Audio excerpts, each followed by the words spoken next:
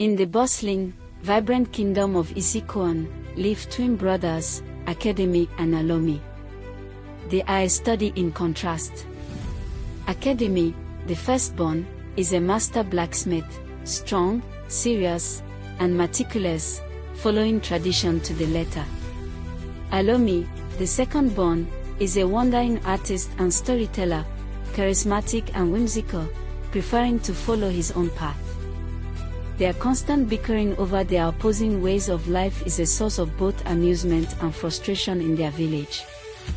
Their chief, a wise man who believes in harmony, gives them a seemingly impossible task: to retrieve the mythical Opa Obiku, a staff said to bring balance, from a long-lost shrine. They must work together, or fail. The twins begin their journey, their mutual irritation evident. The path to the shrine is perilous, forcing them to rely on each other. Academy uses his strength and knowledge of the terrain to clear the way, while Alomi uses his quick thinking and charm to navigate past mystical creatures and solve riddles. Their bickering slowly gives way to reluctant respect as they realize that their opposing skills are the only way to move forward. They are two halves of a whole, but they just haven't realized it yet. As the twins draw closer to the shrine, the environment shifts. The air grows heavy, and illusions begin to appear. They encounter the Aya Oja, an ancient market woman who appears to them with a stern warning.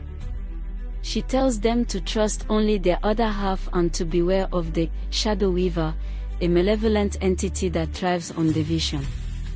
The Shadow Weaver, sensing their approach, creates an illusion of their village, showing Academy what he could be without Alomi's recklessness and showing Alomi what he could be without Academy's strictness. Their deep-seated insecurities are magnified, causing them to argue and doubt each other for the first time on their journey. The Shadow Weaver's deception works. Academy, frustrated with Alomi's carefree attitude, storms off down a different path. Alomi, hurt by Academy's words, takes his own way. They are now separated, each believing they can complete the quest alone. As they journey, the world around them loses its color. Academy finds that his strength alone is not enough to solve the complex riddles of the path, and Alomi finds that his charisma cannot remove the physical barriers that now block his way. They are incomplete without each other. Despite their separation, they both eventually reach the shrine. It is not a temple of grand size, but a small, humble clearing surrounded by ancient baobab trees, with a single, intricately carved wooden pedestal in the center. The pedestal is empty. The Opa Abiku is not there. The silence of the place forces them to face their failures. They finally understand that the staff is not a prize to be won, but a symbol of the harmony they have lost. As the twins stand at the empty shrine, the Aya Ojo reappears in a burst of light. She explains that the Opa Abiku is not a physical object, but a spiritual one, the embodiment of their combined essence. She shows them a vision of their ancestors, two ancient Orisas, one of order and the other of chaos, working together to create their world. They are the twin flames, two beings who must find balance to restore the harmony of their people. Their quest was never about the staff, it was about them. The Shadow Weaver, furious that the twins have uncovered its secret, reveals itself.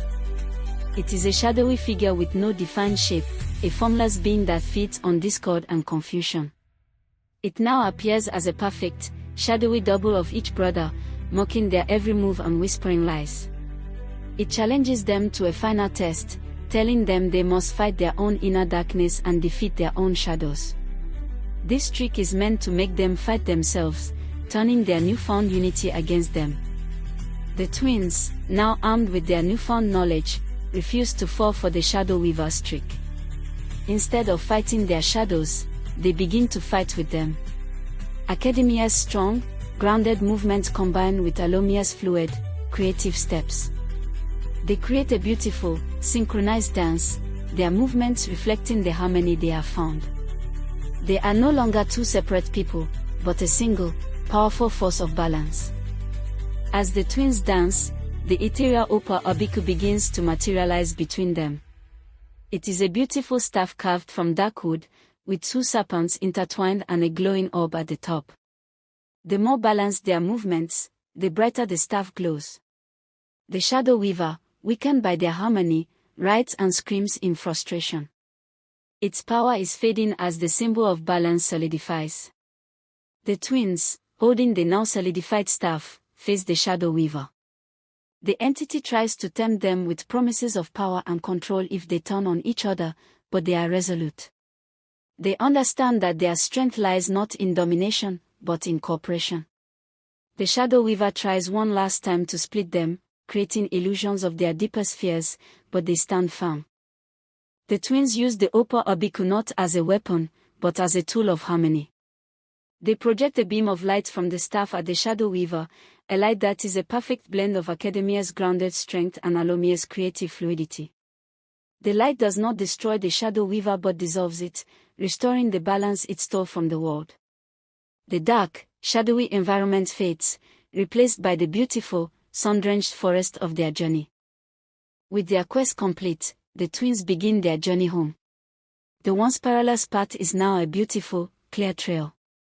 They talk about their journey, not as two separate people who succeeded by luck, but as a single unit who succeeded through harmony. They are no longer defined by their differences, but by their unity. They arrive back in their village, holding the Opa Obiku as a symbol of their triumph. The village chief and the people of Iziken celebrate their return. The twins explain their journey and the true meaning of the number 2, not as a symbol of division, but as a symbol of duality and balance. Academy continues his blacksmithing, but now he creates art that is as fluid and creative as Alomia's stories. Alomi continues to wander, but now he grounds his tales in the lessons of strength and tradition. They become the new guardians of their people, a living embodiment of the lesson that true strength comes from embracing both halves of ourselves.